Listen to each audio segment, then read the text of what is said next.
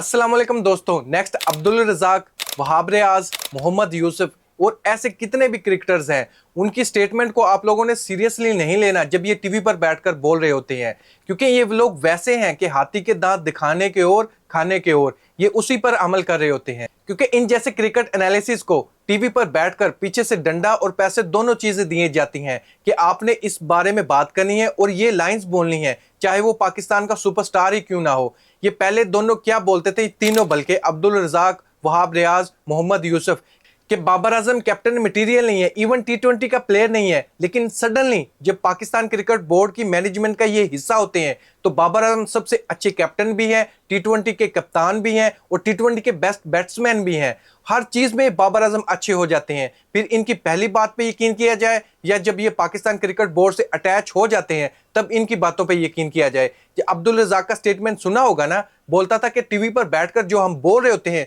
वो बात होती नहीं है, हकीकत में हम वहां पर बोल देते हैं, लेकिन जब हम क्रिकेट बोर्ड से अटैच होते हैं तब हमारे एनालिसिस कुछ और होते हैं, हमारे सामने हकायक कुछ और होते हैं, स्टैट नजर आते हैं हम लोगों को। ये फिर क्या बात कर रहा है, दोगलेपन जैसी अब्दुल रज़ाक बातें कर रहा था। उनमें एबिलिटी नहीं है कप्तानी की। वो एक अच्छे प्लेयर हैं, उनको ऐसे कप्तान नहीं रहना चाहिए, ऐसे प्लेयर खेलना चाहिए।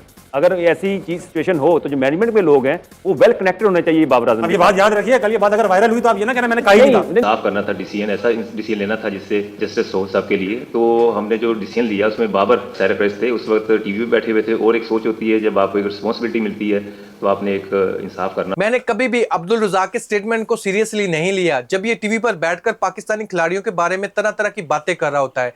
लेकिन मुझे ये पता जरूर है कि अब्दुल रज़ाक ब्लंडर जरूर मारता है, क्योंकि उस चीज के इसको पैसे मिलते हैं। आप लोगों के सामने मैं एक मिसाल रखता हूं, पहले भी ये मिसाल रखी थी मैंने, कि अगर मैं बात करूं बाबर आजम एक बहुत ही अच्छा प्लेयर है, एक ये नॉर्मल बात होगी। अगर मैं दूसरी लाइन में ये बात करूं टीवी पर बैठकर कि बाबर आजम एक बहुत ही अच्छा प्लेयर है, ग्रेटेस्ट प्लेयर है पाकिस्तान टीम की तरफ से, अगर ये कोई बात नहीं मानता, वो दुनिया का सबसे बड़ा बेवकूफ इंसान है, तो आप लोग खुद अंदाजा लगाओ कि कौन सी बात आप सुनोगे। पहली वाली बात सुनोगे जिसमें मैंने सिंपली बोला है कि बाबर आजम एक अच्छा प्लेयर है, वो सभी को पता है। लेकिन मैं ये बात अटैच कर दूंगा कि जो ये बात नहीं मानता ये दुनिया का सबसे बड़ा बेवकूफ इंसान है, तब आप लोग सभी इस पर तनकीद भी करोगे, बात भी करोगे और कमेंट्स बॉक्स भर दोगे इन चीजों से। और स्पेशली आप लोगों ने एक चीज को नोट किया होगा, सबसे ज्यादा बातें वर्ल्ड कप के दौरान ही क्यों होती हैं या वर्ल्ड कप से पहले क्यों होती हैं? क्योंकि वर्ल्ड कप पे हाइप क्रिएट करना होती है किसी भी प्लेयर के बारे में बात करके। इस टाइम बाबर आजम पाकिस्तान का एक ब्रांड है,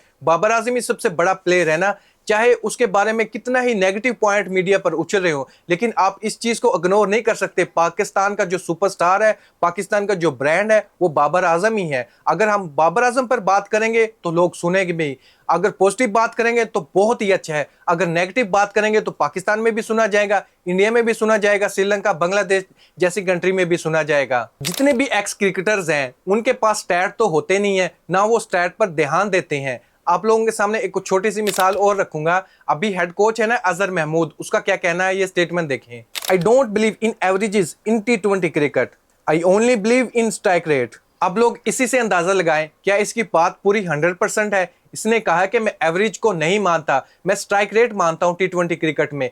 ये बात सही है, आप स्ट्राइक रेट को मानते हो, लेकिन आप एवरेज को इग्नोर नहीं कर सकते, ये भी पार्ट ऑफ गेम है। अगर एवरेज ही नहीं होगी तो कोई भी मैच विनर हो ही नहीं सकता, लॉन्ग टर्म के लिए किसी भी टीम के लिए नहीं खेल सकता, क्योंकि उसके रन्स होंगे तब भी वो पाकिस्तान टीम में या किसी भी टीम में कंटिन्यू कर सकेगा। मिसाल के तौर पे बाबर आजम बैटिंग करने के लिए आते हैं, पहली बॉल पे छक्का मार देते हैं या चौका मार देते हैं, दूसरे मैच में आए और आउट हो जाते हैं दूसरी गेंद पे। अगर छक्का मारा तो 600 का स्ट्राइक रेट होगा, चौका मारा तो 400 का स्ट्राइक रेट होगा। सेम ये रिपीट कर दे 2-3 मैचों में ऐसे ही, तो बाबर आजम का सोचो स्ट्राइक रेट कहां पर होगा। ये बात इग्नोर कर जाते हैं कि सिर्फ स्ट्राइक रेट को ही नहीं देखा जाएगा, एवरेज को भी देखा जाना चाहिए। चाहे क्राइटेरिया हो, एवरेज 30+ हो, स्ट्राइक रेट 140 हो या 135 हो, ऐसा क्राइटेरिया होना चाहिए। लेकिन इन्होंने बात जो की है वो सिर्फ और सिर्फ ये बात की है कि मुझे स्ट्राइक रेट देखना है। स्ट्राइक रेट के बारे में ये बात करा, स्ट्राइक रेट में तो बॉलर्स भी बहुत अच्छे हैं, क्या वो एक प्रॉपर टी20 के बैट्समैन बन जाएंगे जिसका स्ट्राइक रेट अच्छा होगा? क्योंकि उसको गेंदें बहुत कम खेलने को मिलेंगी।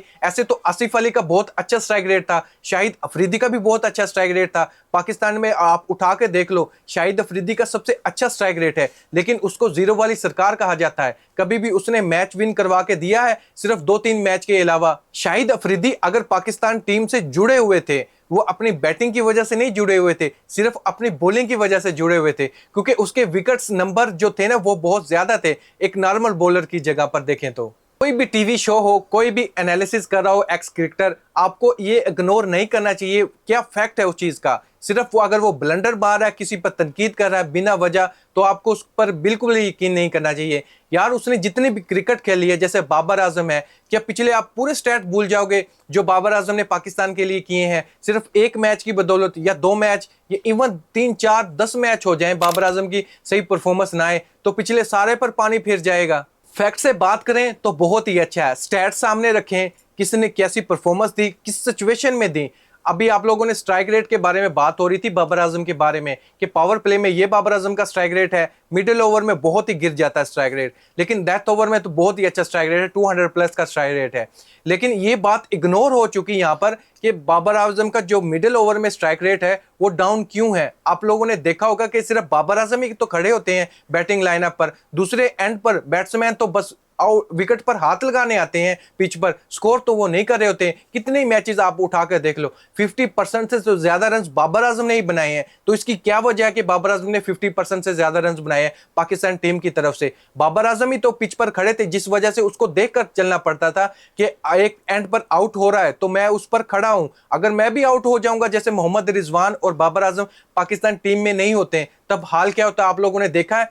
अफगानिस्तान से ये लोग हार गए थे सीरीज जब शदाब खान कैप्टन थे। अभी मोहम्मद रिजवान इंजर्ड हुए, मोहम्मद रिजवान नहीं खेले, बाबर आजम भी पहले ही आउट हो गए, लेकिन सिर्फ एक फखर जमान की अच्छी बैटिंग थी। उसके अलावा कौन सा ऐसा बैट्समैन है जो पिच पर खड़ा हो और पाकिस्तान को मैच जितवा कर चला गया हो? सिर्फ ये दोनों ही प्लेयर हैं जिन्होंने ज्यादा रन किए हैं और ज्यादा ही मैचेस जितवाए हैं पाकिस्तान को, मोहम्मद रिजवान और बाबर आजम ने। टीवी पर जब ये शो कर रहे होते हैं, जब इनको पीछे से पर्ची मिल रही होती है, उसके बारे में ये थोड़ा बहुत सोचते भी नहीं है कि हम क्या बात कह रहे हैं। मोहम्मद आमिर, इमाद वसीम क्या बातें कर रहे थे आप लोग जानते ही हो ना, लेकिन अब ये दोनों ही बाबर आजम की कैप्टनसी के अंडर खेल रहे हैं, तब ये ऐसी बातें नहीं कर रहे हैं। कहते हैं पीछे जो मिस्टेक हो चुकी, अब हमें आगे बढ़ना चाहिए। तो भाई आप पहले ही ऐसी बातें ना करो जिसका कल को सामना करना पड़े आप लोगों को, थोड़े सोच समझ के बात करो। बाबर आजम ही, ये पाकिस्तान टीम की बात हो रही है ना, पाकिस्तान के बैट्समैन के बारे में बात हो रही है।